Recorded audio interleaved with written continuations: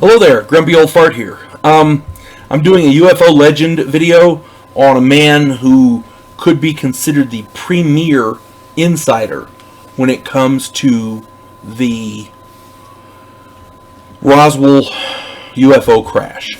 And for those of you who aren't familiar with that, I did a video on it. Go check it out. And if you're not familiar with the Roswell UFO crash, you literally have been hiding under a rock somewhere, because it's everywhere. They've made movies about it, tons of them, really good stuff. A lot of it is fiction, but there's some good documentaries out there. You can find a lot of it on YouTube. Go check it out. Let me get into Mr. Corso here. Colonel Corso was... He wrote the first book that people actually took seriously about Roswell. Let me backtrack a bit. Lieutenant Colonel Philip J Corso was born May 22nd, 1915, and he died July 16th, 1998. He was U.S. Army officer from February 23rd, 1942 to March 1st, 1963. Like I said, he achieved the rank of Lieutenant Colonel.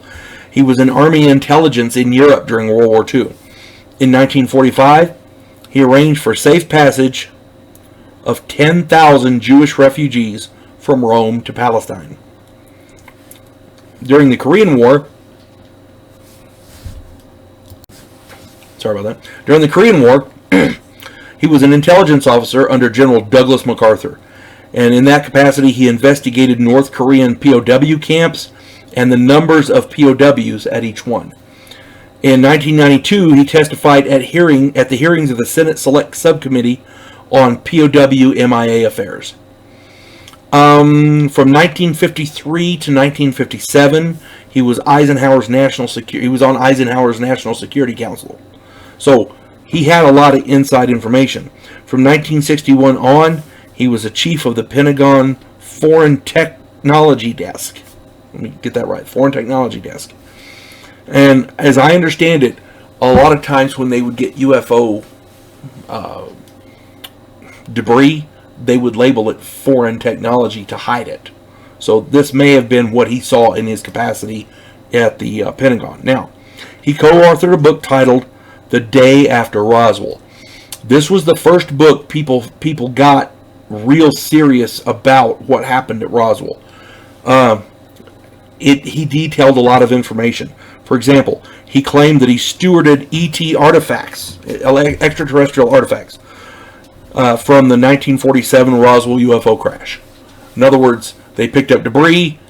He kind of took it with him when he went to wherever it was taken. In this book, he detailed the Majestic 12 group under the leadership of Admiral Roscoe H. Hillenkoetter, the first director of the CIA. So apparently the CIA was in charge of Majestic 12. Or at least had something to do with it. He detailed reverse engineering of extraterrestrial artifacts, excuse me, and technological developments from them, such as particle beam devices, lasers, fiber optics, Kevlar material, and integrated circuit chips. According to Corso, we got this technology directly, not directly from, but we used alien technology to develop this stuff. And there is something to be said for that, because after the crash at Roswell, technology just started improving in leaps and bounds, much faster than let's see if I can remember how they put it.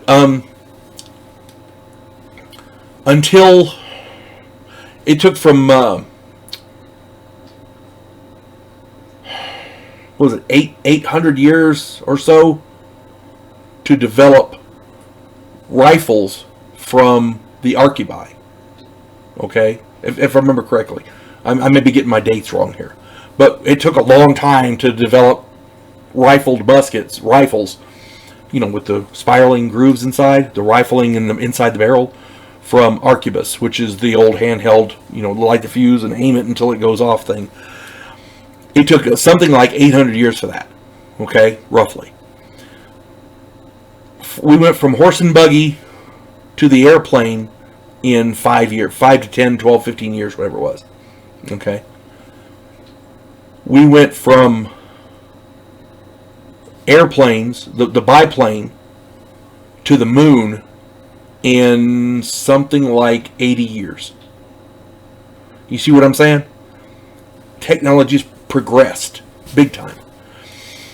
There was another man who said that our involvement with extraterrestrial technology started in 1909. Phil Schneider, I think his name was. I think I did a video on it. My point is, if this is true, we owe a lot of our technological advancement over the last 50 years to the UFOs that crashed in Roswell and maybe some other places as well. And if Colonel Corso is correct, this is exactly explains it. It's exactly why. Okay, Colonel Corso faced all manner of attacks for outing this information, yet he maintained his story even until he died. Okay, he never changed his story. Much of what we know about Roswell and UFOs in general is due directly or indirectly from his book or the information sources that he had for that book. So, Colonel Corso was a pathfinder in this field.